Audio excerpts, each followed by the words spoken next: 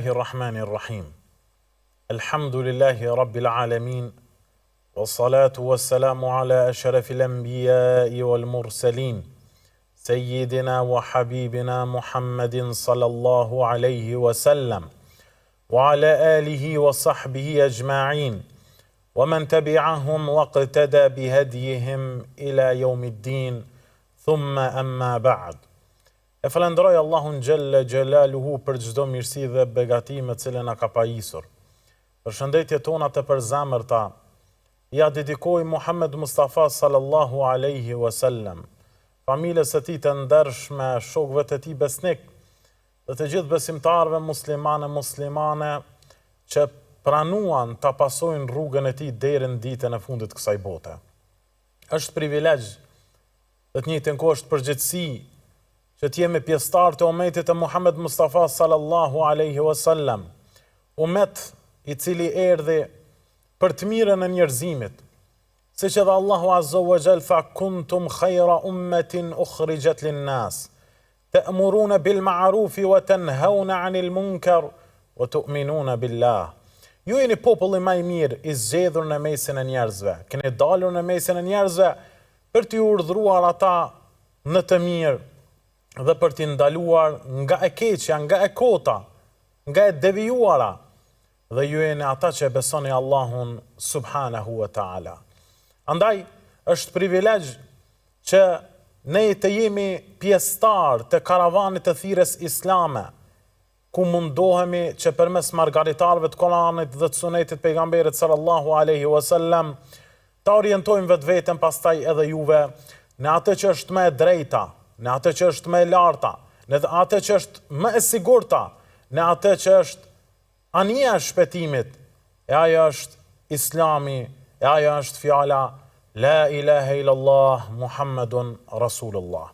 Të nderuar vëllezër dhe motra besimtare, mirë se takohemi në serin tonë të ligjëratave Zemra mes sëmundjes dhe shërimit, ku në takimin e parë kemi trajtuar kuptime më të thella të një organi në trupin e njeriut që është zemra. Kemi trajtuar atë në aspektin mjekësor me disa të dhëna në mënyrë të përgjithshme për të argumentuar madhështinë e Allahut azza wa jall në krijimin e njeriut, dhe të njëjtën kohë kemi trajtuar zemrën edhe në aspektin shpirtëror, në aspektin islam dhe kuptimet me të cilat ka ardhur Kurani në raport me këtë muskull në trupin e njeriut. Andaj, tash kemi radhën në këtë takim të begat, që lut Zotin na i fal mëkatet tona, na shtoj dijen e dobishme dhe na bëj prej të pastruarve në zemrat tona. Do të flasim për llojet e zemrave në aspektin shpirtëror islam. Pra duke e ditur që zemra është lokomotiva kryesore, është organi dhe motori kryesor në trupin e njeriut, kjo i shëmbëllen mbretit i cili ka ushtarët e vetë. Ai është sunduesi i tyre, ai i udhëheq ata, ai i dirigjon ata, ai i urdhëron ata dhe ai i ndalon ata nga ndonjë gjë e caktuar. Kështu është edhe zemra në raport me organet dhe gjymtyret tjera në trupin e njeriut. Zemra është motori kryesor, është timoni i cili i orienton gjymtyret e tjera drejt halalit apo edhe drejt haramit. Andaj, kjo zemër, e cila është ndihshme, e cila ndikohet, pra ndryshon në jetën e kësaj bote varësisht prej përgatitjes që e ka bërë njeriu në jetën e tij në raport me Allahun azza wa jall. Ndryshon varësisht prej rrethanave në të cilat gjendet njeriu, varësisht prej rrethit me të cilin jeton njeriu, atëherë edhe i ndryshon gjendja dhe niveli i zemrës së tij. Andaj në këtë kontekst, dietarët islam kanë sqaruar nëpër librat e tyre se zemrat janë në aspektin e përgjithshëm 3 lloje. Lloji i parë është zemra e shëndosh. Zemra e shëndosh i thuhet asaj zemre e cila e beson Allahun subhanahu wa ta'ala. Nuk ka dyshime në ekzistencën e Allahut Azza wa Jall. Zemra e cila me dashuri të thellë pranon urdhrat e Zotit fuqiplot. Zemra e cila i nënshtrohet Allahut Azza wa Jall në çdo gjë që ai ka urdhëruar dhe në çdo gjë që ai ka ndaluar.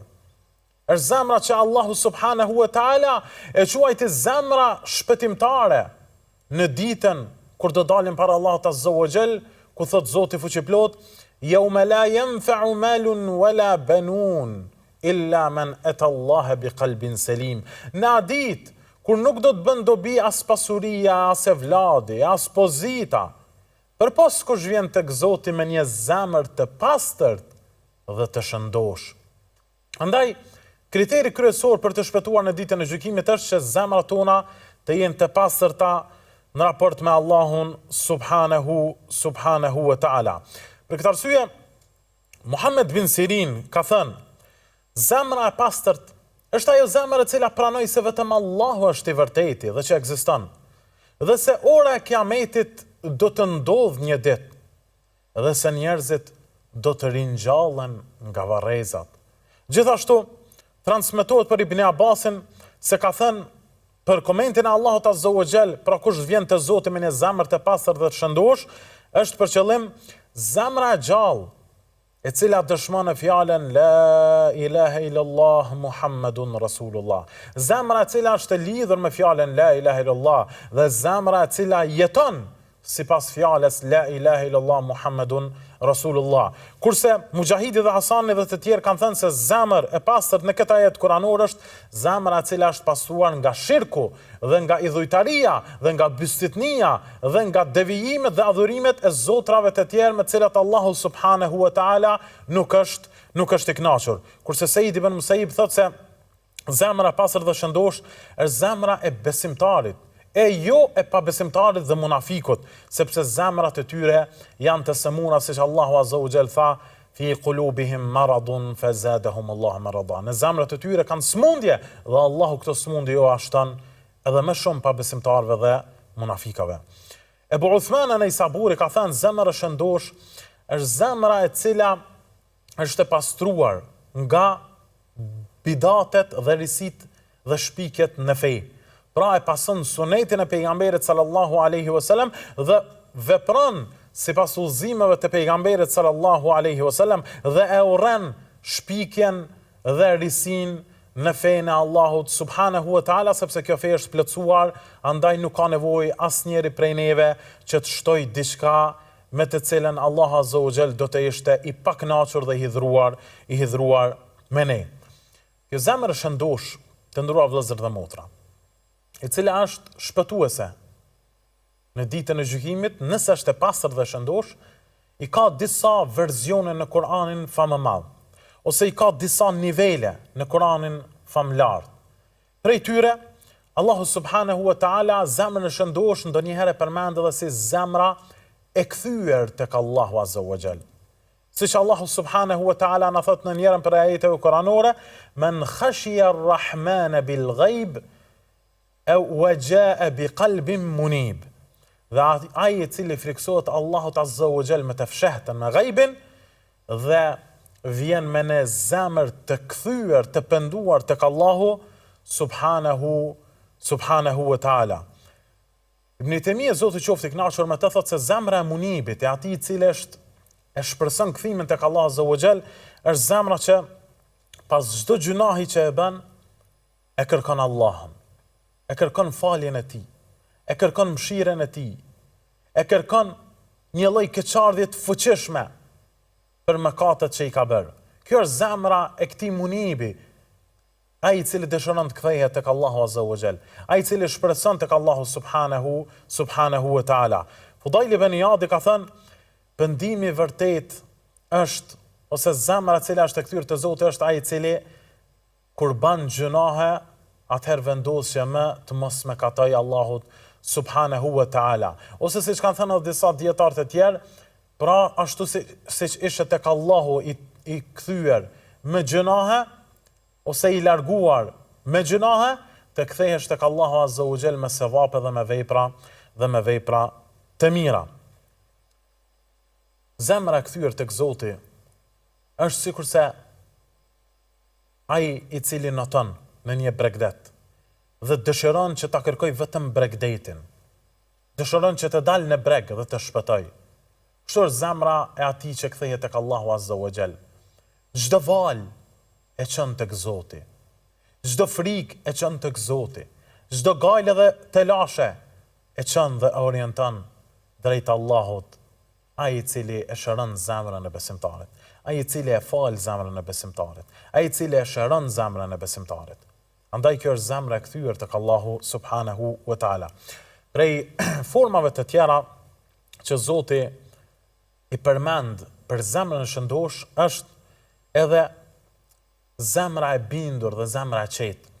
Siç Allahu subhanahu wa taala thot në njërin prej ajeteve kuranore, Ela bi dhikrillahi tatma'innul qulub.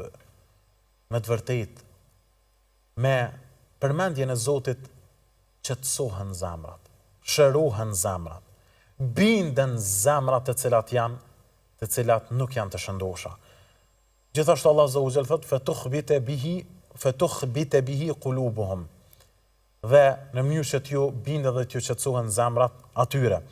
Ibn Kathir thot, zemra e qetë është ajo zemra e cila qetësohet me premtimet e Allahut Azza wa Jall dhe me urdhrat e tij. Pra, zemra e qetë është ajo zemra e cila qetësohet me atë që Allahu Azza wa Jall ka premtuar prej shpërblimit dhe prej begative të cilat do t'i ketë besimtari në qoftë se bën punë të mira dhe beson Allahun Azza wa Jall në jetën e kësaj bote. Andaj, me përmendjen e Zotit zemra e tij qetësohet dhe me përmendjen e urdhrave të tij zemra e tij nënshtrohet dhe i praktikon ato. Një burr i tha Ibrahim e Temimit, pa jam i shqetësuar sepse zemra ime nuk më qetësohet dot. Ibrahimi i tha, qetësoje zemrën tënde me Kur'an, me fjalën e Allahut Azza wa Jall. E në qoftë se nuk të qetësohet ajo zemër me Kur'an, atëherë me çfarë do të qetësohet ajo? Ajo nuk do të qetësohet kurrë. Andaj njëra prej formave më të mira të qetësimit të zemrës të nderuar vëllezër dhe motra është lidhja me librin e Zotit, lidhja me Kur'anin famëlar, lidhja me fjalët më të bukura të Allahut subhanahu wa taala, meditimin e ato fjalë dhe pastaj edhe praktika në jetën e përditshme. Gjithashtu, prej formave tjera të zemrës së shëndosh të përmendura në Kur'anin famë më madh, është edhe zemra e friksuar ndaj Zotit i cili e krijoi. Siç Allahu subhanahu wa taala tha, "Walladhina yu'tuna ma ataw wa qulubuhum wajilatun annahum ila rabbihim raji'un." Dhe ata të cilët japin me atë çfarë kanë, me atë çfarë u është dhënë atyre prej rrezikut dhe pasurisë. Dhe zemrat e tyre kanë të friksuara sepse tek Zoti i tyre do të kthehen. Për këtë arsye Aisha radhiyallahu anha e pyeti pejgamberin sallallahu alaihi wasallam për këtë ajet dhe i tha: "Ja Rasulullah, a janë zemrat e këtyre të friksuara sepse bëjnë mëkate, pinë alkool, bëjnë zina dhe gjëra të tjera?" I tha pejgamberi sallallahu alaihi wasallam, "Jo, o bija e Siddiqut. Nuk janë zemrat e atyre që bëjnë mëkate, por janë zemrat e atyre që bëjnë adhurime, ata të cilët e falin namazin, e japin sadakan dhe bëjnë vepra të mira, por përsëri ata friksohen se ndoshta të gjitha këto vepra tek Zoti i tyre nuk do të pranohen." Këto janë zemrat e friksuara, pra, të cilat i përmendi dhe i sqaroi pejgamberi sallallahu alaihi wasallam. Omer ibn Abdul Aziz çonte shumë gjatë natës. Dhe gruaja e tij e pyeti pse çon kaq shumë, o Omer. Tha, më kujtohet dita kur do dal para Allahut Azza wa Jall dhe kam frikë që do të jem prej atyre që nuk do t'i pranohet asnjë vepër. Omeri radiallahu anhu të nderuar vëllezër thoshte, sikur ta di sakt se Zoti ma ka pranu vetëm një vepër, do të bëjan sejdë Allahut subhanahu wa taala si shajm falënderimin ndaj tij. Por ne nuk jemi të sigurt se a do të na i pranoj Zoti veprat tona të mira që i kemi bërë, sepse mund të ndodhë që në zemrat tona ka pas nxirje, ka pas dyshim dhe ka pas çrregullim të cilën pastaj Zoti nuk e pranon në ditën e gjykimit. Andaj, këto janë zemrat e friksuara tek Allahu subhanahu wa taala. Prej formave të tjera të zemrës së shëndoshë i përmend Zoti në Kur'an është edhe zemra e përkushtuar. Siç Allahu subhanahu wa taala tha, "Dhalika wa man yu'azzim sha'air Allahi fa innaha min taqwa al-qulub." Pra me të vërtetë, kjo është për ata të cilët i madhështojnë simbolet e Allahut azza wa jall. Ato janë zemrat e përkushtuara, ato janë zemrat e devotshme ndaj Zotit fuqiplot. Për këtë arsye thot Ibn Atiyja, madhërimi i shenjave të Allahut vjen vetëm si rezultat i një zemre që ka devotshmëri të vërtetë ndaj Allahut subhanahu wa taala. Gjithashtu Imam Shankiti thot se është ajo zemër e cila nëse është e vërtetë, pastaj sinqeritetin e saj do ta vendos në praktik dhe me gjymtyr. Për këtë arsye të nderuar vëllezër dhe motra, gjeneratat e para ishin ata të cilët ishin të përkushtuar, ishin të devotshëm, dhe zemrat e tyre ishin të devotshme ndaj Allahut azza wa jall dhe nuk linin ndonjë gjë që dëgjonin për fenë e Allahut përveç se e praktikonin atë si nënshtrim dhe përkushtim ndaj Allahut subhanahu wa taala. Për këtë arsye Ibn Omer kur kalonte në ndonjë vend të faljes, u falte aty dhe aty e kujtonte pra si zbatimi i sunetit të pejgamberit sallallahu alaihi wasallam. Gjithashtu transmetohet edhe për një formë tjetër të zemrës së shëndoshë, e cila është e përmendur në Kur'an, që është zemra e udhëzuar. Siç thot Allahu subhanahu wa taala, "Wa man yu'min billahi yahdi qalba." Dhe ai i cili beson Allahun azza wa jall, Allahu do t'ja orientoj dhe do t'ja udhëzoj zemrën e tij. Ibn Mesudi kur e komenton këtë ajet kuranor thotë se është zemra e atij personi i cili pra kur t'i ndodh ndonjë sprova apo breng thotë qadarullah wa ma sha'a fa'al. Ky është caktimi i Allahut dhe ai bën çfarë të dëshiroj. Kjo është pra zemra e cila është udhëzuar tek Allahu subhanahu wa taala. Për këtë arsye, kur i vdiq djali Ibn Abbasit, ai me qetësi tha, "Inna lillahi wa inna ilaihi rajiun." Të Zotit jemi dhe me siguri tek ai do të kthehemi. Dhe zemra e tij u qetësua me kaderën, me caktimin e Allahut azza wa jall, ani pse i shkoi loçka e zemrës. Ani pse i humbi një pjesë e tij, i humbi djali, vdiq para tij, por tha në fund, "Inna lillahi wa inna ilaihi rajiun." Të Zotit jemi. Djali im shkoi, edhe unë do të shkoj, edhe babai im shkoi, edhe nëna ime ka shkuar, edhe baballarët e tjerëve kanë shkuar, edhe të gjithë do të kthehemi tek Allahu subhanahu wa taala. Andaj, kur e kupton qartë dhe mirë caktimin dhe kaderën e Allahut azza wa jall, zemra yte qetësohet ndaj brengave dhe sprovave dhe të lashëve që i ke në jetën e kësaj bote. Gjithashtu, prej formave të tjera të zemrës së shëndoshë të përmendur në Kur'an është edhe zemra e gjallë. Siç Allahu subhanahu wa taala tha në surën Qaf, "Inna fi dhalika la dhikra liman kana lahu qalbun aw alqa as-sam'a wa huwa shahid."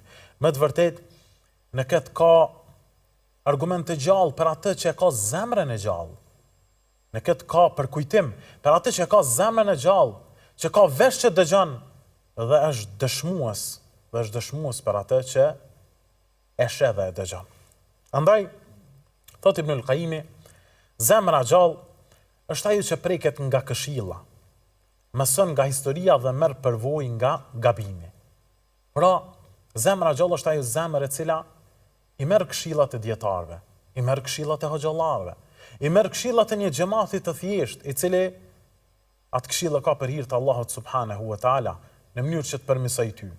Andaj, kur e merr këshillën e dikujt ti lartësohesh, ti nuk nënvlerësohesh, por ti tregon se zemra yt është e gjallë dhe e pranon gabimin, dhe e don përmirësimin, dhe e don dashurinë ndaj Allahut azza wa jall, dhe dëshiron që ta largoj hidhrimin e Allahut subhanahu wa taala.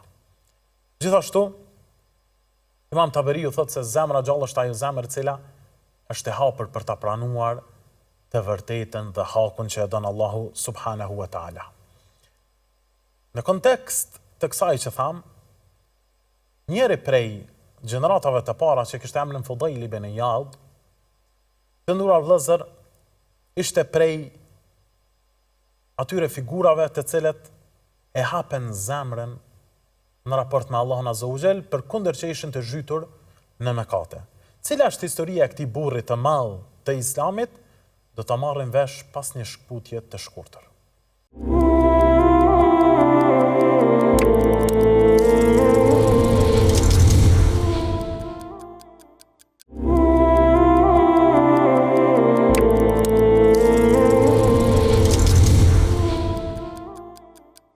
Bismillahirrahmanirrahim.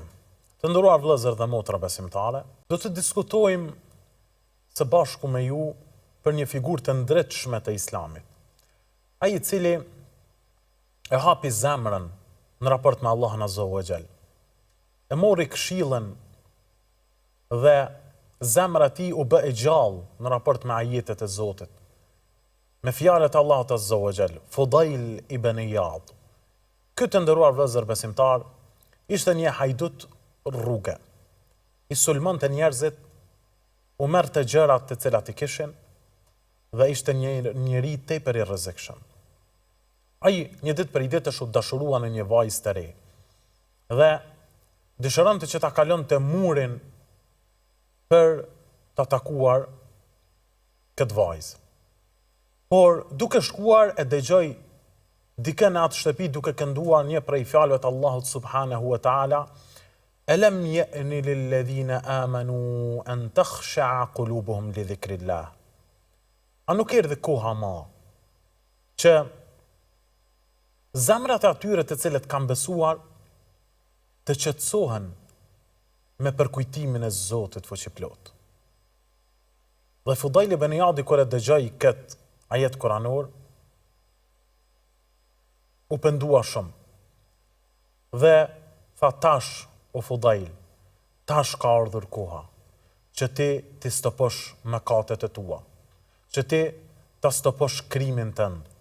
Tash o Fudail, ka ardhur koha që ti kthehesh Zotit fuqiplot. Atë që ti e ke harruar, atë që ti ja ke kthyer shpinën atij, atë që nuk është më në memorien dhe në mendjen tënde për një kohë të gjatë o Fudail, ka ardhur koha që ti kthehesh atij. Andaj u kthye Fudaili dhe filloi që të çante tër natën. Në atë natë i erdhën disa mysafir. Dhe kur u ashtroi darkën atyre than, elhamdulillah sonte do të flajnë këtu sepse është rrezik që të dalë Fudaili, ti rrethon njerëzit dhe ti plaçkit ata. E kapi kokën e tij dhe tha o Fudail, njerëzit kanë filluar që të friksohen nga zullumi dhe padrejtësia dhe krimi yt që e bën çdo ditë. Tha o Zot, unë pendohem tek ti dhe pendimi im do të jetë në shtëpinë tënde të shenjtë në Qabe. Dhe mori rrugën dhe shkoi në Qabe, dhe atje u pendua dhe atje vdiq të nderuar vëllezër dhe motra, dhe u bë prej njerëzve, prej ibadetxhive, prej zahidave dhe asketëve dhe dietarëve të Islamit. Pra, zemra e gjallë që i pranon ajetet e Zotit, mediton ajetet e Zotit dhe kupton se në çfarë niveli të errësirës ka rënë, ajo zemër që është e gjallë, e ngjall njeriu, e shpëton këtë botë dhe në jetën e botës tjetër. Gjithashtu të nderuar vëllezër, kjo është sa i përket llojit të parë të zemrave që është zemra shëndosh. Lloji i dytë i zemrave që kanë përmendur dietarët është zemra e vdekur. Zemra e vdekur është zemra e cila nuk e njeh krijuesin. Nuk e pranon krijuesin. Zemra e cila ja ka kthyer shpinën krijuesit.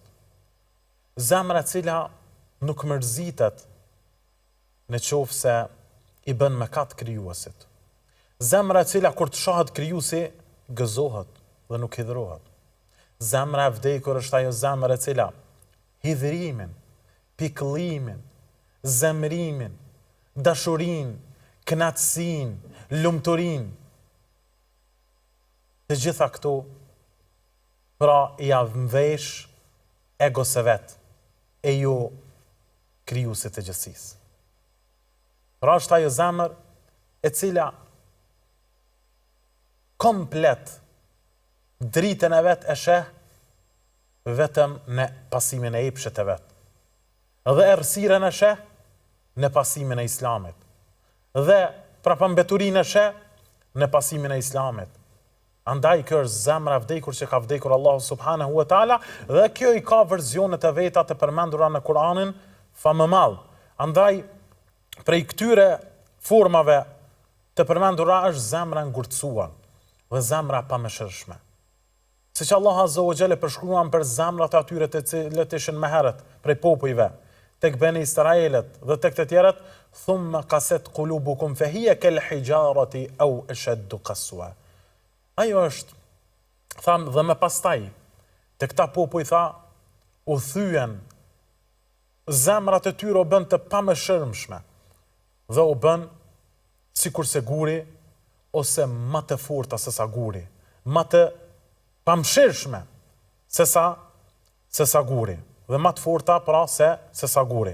Për këtë arsye Ibn Kathiri thot, kjo është zemra e cila nuk përfiton nga argumentet, e nuk përfiton as nga dënimi dhe nga mëshira e Allahut subhanahu wa taala. Andaj edhe Allahu shumë popull i dënoi për shkak të padhëmshurisë së tyre, për shkak të pamëshirës së tyre në raport me Allahun azza wa jall, për shkak të kryelartësisë së tyre në raport me Allahun azza wa jall, e pastaj u erdhi dënimi dikë me një zë të fuqishëm, e dikë me shafitje, e dikë edhe me tufan dhe me përmbysje të ujit, e dënimet e tjera që i bëri Allahu subhanahu wa taala.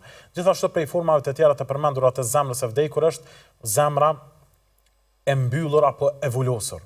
Siç Allahu azza wa jalla tha, khatama Allahu ala qulubihim wa ala sam'ihim. Allahu u avulosi zemrat e tyre dhe dëgjimin e tyre, sepse ata vetë nuk dëshiruan që ta dëgjojnë urdhrin e Zotit. Ata vetë nuk dëshiruan që ta pranojnë dhe ta duan urdhrin e Allahut subhanahu wa taala, dhe ta duan vetë Allahun azza wa jall. Andaj zemrat e tyre u volasën deri në vdekjen e tyre, e dënimi i tyre do të jetë i dhëmshëm në ditën e gjykimit. Për këtë arsye Imam Taberiu thot, vulosja e zemrës nënkupton mos pranim ose refuzim i të vërtetës deri në vdekje. Gjithashtu Ibn Taymija thot, zemra është e vulosur kur ajo më nuk e pranon këshillën nga tjetri, ajo është zemër e vdekur dhe zemër e vulosur. Gjithashtu prej formave të tjera të nderuar vëllezër dhe motra, të zemrës e vdekur që përmendet në Kur'an është zemra e vdekur që ndjek dëshirat. Siç Allah azza wa jalla në surën Jathia tha, e fara'ayta man ittakhadha ilahahu hawa. A nuk e ke parti se si njeriu e bën për Zot ose e merr për Zot epshin dhe egon e tij? Pra, kjo zemër është e vdekur. Zemra e cila në çdo gjë pason epshin e vet apo egon e vet, është zemra e vdekur. Zemra e cila nuk ka hajër prej saj. Është zemra e vdekur në trupin e një njeriu të gjallë. E ajo ka nevojë për ringjallje. Ajo ka nevojë për përqafimin e Islamit. Ajo ka nevojë për përkujtimin e Allahut subhanahu wa taala. Për këtë arsye, thot Ibn al-Qayyim, zemra kur vjen në këtë nivel që se pranon asgjë, atëherë kjo është kulminacioni, pra që e pason epshin e vet, është kulminacioni i vdekjes së zemrës. Dhe e treta të nderuar vëllezër dhe motra besimtare, lloji i tretë i zemrave është zemra e semur, të cilën pra do ta trajtojmë me një trajtesë të veçantë të gjitha sëmundjet e zemrës. Sepse neve kemi thënë se zemra sëmuret. Dhe kjo zemri ka dy anë. Një anë e thret nga e mira, e tërheq nga e mira dhe veprat e mira, ku pastaj ajo bëhet e bardhë, dhe është ana tjetër që pra tërheq nga e keqja, nga dukurit negative, dhe bëhet zemër e semur dhe e zezë, ku ka nevojë pastaj për trajtim dhe për shërim. Andaj është ajo zemër e cila e beson Zotin fuqiplot, por ja që jeta e kësaj bote, mashtrimet e kësaj bote, rrethin cilin jeton, e bën që të futet në disa dukuri negative që pastaj kjo zemër që është e bardhë dhe shëndosh, fillon që të sëmuret nga smundje të ndryshme, siç janë mendjemallësia, xhelozia, smira, vetpëlqimi, shfaqja dhe dëshira për të dukur, e gjëra të ndryshme pra prej sëmundjeve të zemrës të cilat do t'i trajtojmë. Andaj, dynjaja është shkaktari kryesor që sëmund zemrën e njeriu dhe mashtrimet e kësaj dynjaje. Për këtë arsye pejgamberi sallallahu alaihi wasallam në njërin prej haditheve që kanë nxjerrë Imam Muslimi, thot pejgamberi sallallahu alaihi wasallam, fitnë dhe sprovat i paraqiten njeriu një nga një në jetën e kësaj bote si kallami i hasrës, që është një shkop i holl prej kallamishtes, pra fije që vinë, që ndahen një nga një. Kështu kanë thënë pejgamberi sallallahu alaihi wasallam, vinë sprovat në jetën e besimtarit, një nga një, se fijet e këtij shkopi të holl. Dhe sa njeriu që të bën diçka të gabim, i shënohet, i vënohet një pikë zezë. Dhe sa njëherë njeriu të bëjë diçka të mirë, i vënohet një pikë e bardhë. Andaj varësisht se nga anon, edhe zemra e tij do të ndryshon ngjyrën e jetesës. Në qoftë se nga e keqja, do të bëhet zemër e zezës e murë. Në qoftë se nga e mira, do të bëhet zemër e bardhë dhe e shëndosh. Andaj, Ibn Rajab el-Hambeli thot se fitnet e njeriu që i paraqiten janë dy. Fitnia e dyshimeve, sidomos në akide, në besim, dhe futja e risive dhe bidatave në fenë tonë, dhe e dyta, fitnia e epsheve, ku njeriu garon pas epsheve të tij, andaj edhe kështu si rezultat i kësaj smuret zemra e tij dhe ka nevojë për trajtim, ka nevojë për këshilla dhe ka nevojë për shërim. Dhe në fund të nderuar vëllezër, është pyetur Sufjan el-Thauri, cila është sëmundja më e rrezikshme e zemrës? Ai u përgjigj, sëmundja më e rrezikshme e zemrës është qetësia kur njeriu mëkaton. Pra ti je i qetë kur i bën mëkat Allahut azza wa jall. Kjo është sëmundja më e rrezikshme e zemrës, sepse është drejt humnerës, sepse është drejt vdekjes, ani pse ti je i gjallë. Andaj qetësia kur ti mëkaton është një shenjë që zemra jote është sëmur dhe ka nevojë për trajtim dhe shërim. Andaj të gjitha këto sëmundjet e zemrës do t'i trajtojmë në takimet tona të radhës, ku do të fillojmë me sëmundjen e parë të zemrës në aspektin shpirtëror, e që është mendje madhësia. Andaj deri në takimin tonë të radhës, ju lëm në mbrojtjen dhe mbështetjen e Allahut azza wa jall. Wassalamu alaikum wa rahmatullahi wa barakatuh.